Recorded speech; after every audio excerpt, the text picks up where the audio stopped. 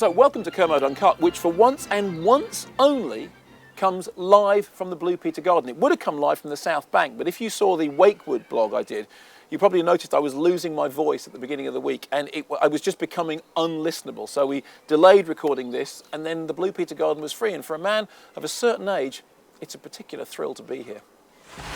Number of threads running on the blog at the moment. One of them about 3D, which you've had loads and loads of responses to. You know, is there a certain subject that works with 3D, certain subject which don't, which I'll come to at another time. The two things I want to address at the moment. Firstly, I did a blog a while ago saying that actually I really thought simultaneous distribution was the solution to this whole piracy myth. If you release things in multi-formats, allow people that want to download films to do it legally, that will be a solution to piracy. It would also get out of the cinemas those people who want to fiddle around with their mobile phones. Loads of stuff from you on this subject, many agreeing, many disagreeing. This from Bill Paxton's second biggest fan. Couldn't agree more.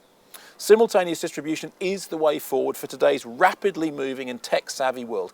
And if you introduce digital projection, then huge amounts of money can be saved on future distribution costs. Now, I have to say that the digital projection issue for me is a slightly different issue. I am personally very worried about the dying art of celluloid projection. But nice to have somebody agreeing with me on the issue of simultaneous release. This from Niels Astrand. Mark, I don't think simultaneous release would stop piracy. Even if a film was available on DVD download legally while in the cinema, I would still download it illegally because it's free. My only reason for downloading is that as a student, I can't afford all the films I want to watch. This from Ham Tyler. Got to disagree on this one.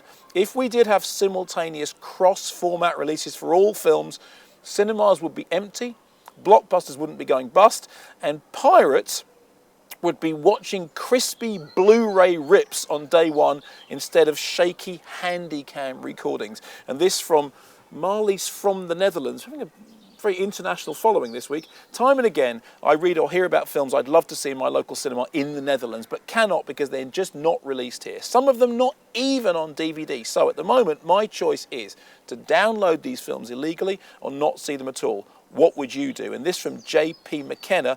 I'm at present living and working in South Korea. And as far as I can tell, unless it's Harry Potter or Tron Legacy, I'm not going to see it at a cinema here. The pointless rigidity of the relationship between distributors and cinema chains bothers me no end. It's one of the few industries where they still moan about progress as if people should feel sorry for them. Now, the other subject which got you really fired up is the subject of behaviour in multiplexes. As you'll probably remember, Simon Mayo and I did a blog a little while ago about a code of conduct for how you should behave in the cinema. Here's a little taster. No hobbies. This includes knitting, drug dealing, model aeroplane assembly, fighting, having sex, and updating Facebook. Blah, blah, blah, blah, blah. Blah, blah. No talking. You're in a cinema. You've come here to watch, not to discuss or engage or participate or explain or whatever. More importantly, no one in the cinema has paid £8.50 to hear your director's commentary on the movie. Just sit down and shut up. Then I went to America. I was in New Orleans. I saw a film there in a multiplex. The audience were really well behaved because there was ushers in the aisle, ushing people, making sure that they kept quiet during the film. I had a really good experience. Didn't like the film, liked the experience. I said, maybe the Americans now know how to behave better in cinemas than we do. They always used to be the ones that talked. Many responses.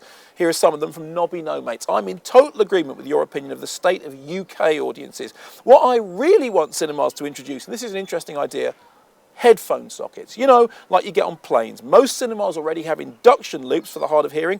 Why not pipe it into the arm of your chair so we can plug in our earphones and tune out all those audience distractions? Staying with that same theme, this from Gadget Girl.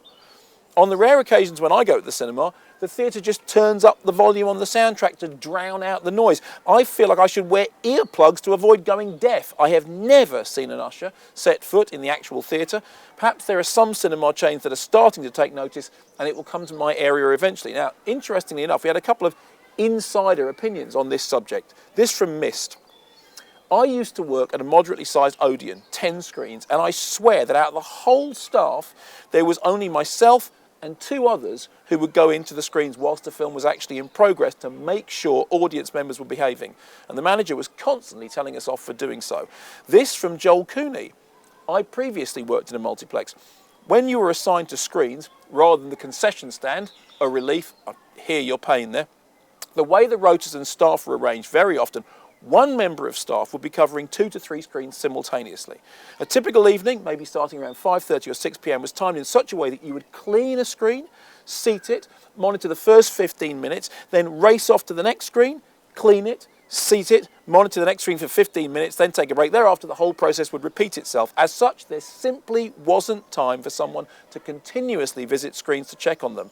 And the moral of the story is, always take your rubbish away with you, particularly nachos.